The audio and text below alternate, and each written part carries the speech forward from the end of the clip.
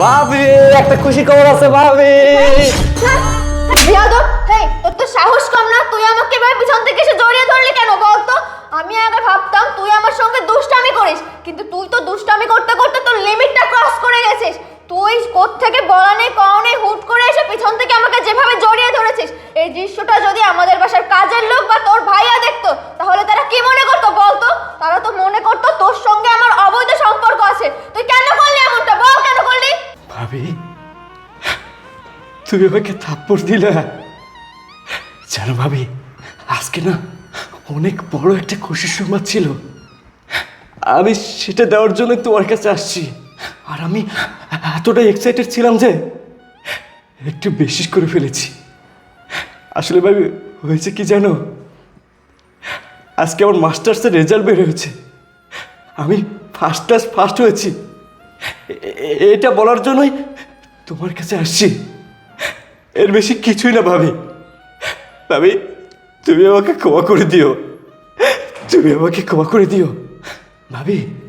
আমি যখন অনেক ছোট তখন আমার মা মারা যায়।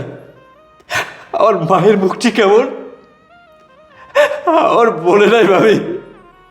আমি যখন ক্লাস 5-এ পড়ি তখন আমার বাবা মারা যায়। আমার বড় ভাই আমাকে কোলে পিঠে করে মানুষ করেছে, বাবার আদর ভালোবাসা শাসন দিয়েছে। কিন্তু মায়ের স্নেহ মায়া মমতা ভালোবাসা এগুলা জানো ভাবি, তুমি যখন প্রথম আমাদের বাসায় আসছিলে না তখন আমার মনে হয়েছিল আমার মা মনে হয়ে আসছে। এবার বুঝি আমার আদর ভালোবাসা স্নেহ মায়া মমতা এগুলোর অভাব পূরণ হবে, এবং হয়েছেও তাই। ভাবি তুমি আমাকে নিজের সন্তানের মতো আদর স্নেহ মায়া মমতা ভালোবাসা দিয়ে মানুষের মতো মানুষ করেছো। আমি তোমার কাছ থেকে এতটাই আদর ভালোবাসা স্নেহ মায়া মমতা পেয়েছি, আমি ভুলেই গিয়েছিলাম তুমি আমার ভাবি। আমি তোমাকে ভাবনা করেছিলাম, আমি তোমাকে ভাবনা করেছিলাম। তুমি আমাকে ভুল বুঝে না মা, তুমি আমাকে ভুল বুঝে না। জানো ভাবি, একজন সন্তান যখন অনেক বেশি খুশি হয় তখন সে তার মায়ের কাছে গিয়ে মাকে জড়িয়ে ধরে তার খুশির সংবাদটা বলে। আর একজন সন্তান যখন অনেক বেশি কষ্ট পায় তার মায়ের আঁচলে গিয়ে মুখ লুকিয়ে তার কষ্টের কথা বলে। তুমি মাকে ভুল বোঝো না। তোমার সাথে আমার কি খারাপ সম্পর্ক থাকতে পারে বলো? তুমি না আমার মা, তুমি না আমার মা। মাগো আমি তোমার জন্য সব কিছু করতে পারি, আমি তোমাকে অনেক ভালোবাসি। তুমি চাইলে আমি হাসতে হাসতে আমি আমার জানটা কুরবান করে দিতে পারি, আমি আমার জানটা কুরবান করে দিতে পারি। কারণ তুমি তোমার মা, তুমি তোমার মসজিদ মা, তুমি তোমার মদিনা মা। জগৎ বাড়ির একজনাই এই ত্রিভুবনে জন্মের শোধ আমার একটাই, আমার একটাই, আমার একটাই। আশরাফ দেখ, তুই প্লিজ আমাকে এভাবে বলে আর লজ্জা দিস না। আসলে আমারই ভুল হয়েছে। আমি না এতদিন ভাবতাম যে তুই আমার সঙ্গে দুষ্টামি করিস মজা করিস, কিন্তু তুই যে সত্যি সত্যি আমাকে এতটা ভালোবাসিস এতটা সম্মান করিস শ্রদ্ধা করিস আমি না কোনোদিন সেটা কল্পনাও করতে পারিনি। আর দেখ, তুই একটা কথা ঠিকই বলেছিস যে আমি তোর মা, আর আমি যতদিন বেঁচে থাকবো তুই আমার কাছ থেকে না তোর মায়ের আদর যত্ন ভালোবাসা শাসন সবই পাবি। আর আশরাফ, আজকের বিষয়টার জন্য না আমি তোর কাছে লজ্জিত। তুই প্লিজ আমাকে ক্ষমা করে দিস। বৃষ্টি, তুমি কেন ক্ষমা চাচ্ছ? ক্ষমা তো চাইবা আমি। ভাইয়া তুমি কেন ক্ষমা চাইবা? কি হয়েছে ভাইয়া? কি হয়েছে শুনবি? তাহলে শুন। স্যার। ও সজীব, তুই আসছিস? দাঁড়া, তোর বেতনের টাকাটা আজকে না স্যার, আমার বেতন লাগবে না।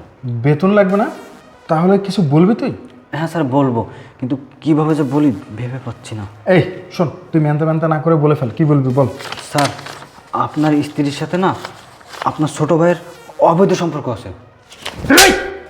বেয়াদব, তুই কি বলছিস তুই নিজে জানিস? হ্যাঁ, আমার ছোট ভাই আমার কলিজা, আর আমার স্ত্রী সম্পর্কে এত বাজে মন্তব্য করার অধিকার তোকে কে দিয়েছে? হ্যাঁ, হ্যাঁ স্যার, আমি যা বলছি একেবারে সত্য কথা। বিশ্বাস করেন আমার কথা। আপনি যখন অফিসে বের হয়ে যান না, তখন আপনার স্ত্রী আর আপনার ছোট ভাই অনেক হাসাহাসি করে, ঘনিষ্ঠভাবে মেলামেশা করে তারা। এই তুই যে এইসব কথা বলছিস তার কোনো প্রমাণ আছে? না না স্যার, আমার কাছে কোনো প্রমাণ নাই, কিন্তু আপনি চাইলে এটা ধরতে পারবেন। আপনি একদিন অফিসে না গিয়ে বাসায় থাকবেন, তাহলে সত্যটা আপনার সামনে চলে আসবে। আচ্ছা ঠিক আছে, তুই একটা কাজ কর, যা তুই তো কাজে যা। আচ্ছা।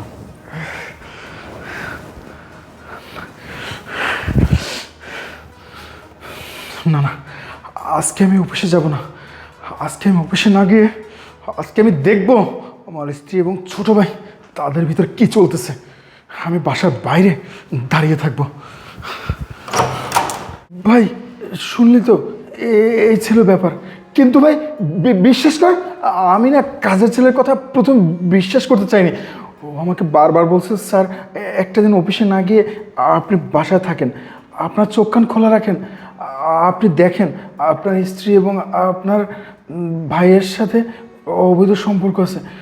ভাই এই জন্যই আজকে আমি অফিসে যাইনি ভাই, আমি বাসায় ছিলাম। কিন্তু অফিসে না গিয়ে আমার একটা লাভই হয়েছে। আমি যদি আজকে অফিসে যাইতাম, সারাদিন শুধু টেনশন হইতো যে আমার বাসায় কি হচ্ছে। কিন্তু না, আমি আজকে নিজের চোখে যেটা দেখলাম, নিজের কানে যেটা শুনলাম, সেটা দেখা এবং শোনার পর আমার পুরো ধারণাটাই পাল্টে গেছে ভাই। তোদের ভিতরে যে এত মধুর সম্পর্ক, এত ভালো সম্পর্ক, সেটা আসলে কখনোই দেখতেও পারতাম না, বুঝতেও পারতাম না। ভাইরে তুই আমাকে ক্ষমা করে দে ভাই। বৃষ্টি তুমি আমাকে ক্ষমা করে দাও। তুমি কোয়াচ্ছিও না ভাইয়া, আমি তো তোমাকে নিয়ে গর্ব করি। তোমার মতো বড় ভাই কজনের ভাগ্যে হয়। ভাই তুই আমাকে লজ্জা দিস না। আমি আমি অনেক বড় ভুল করছি।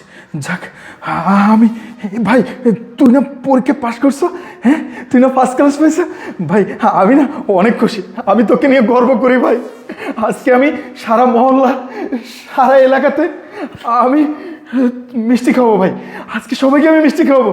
বৃষ্টি তুমি একটা কাজ করো, তুমি এখনই ভালো মন্দ রান্না করো, আজকে আমরা সবাই একসাথে খাবো, দুপুরে লাঞ্চ করবো।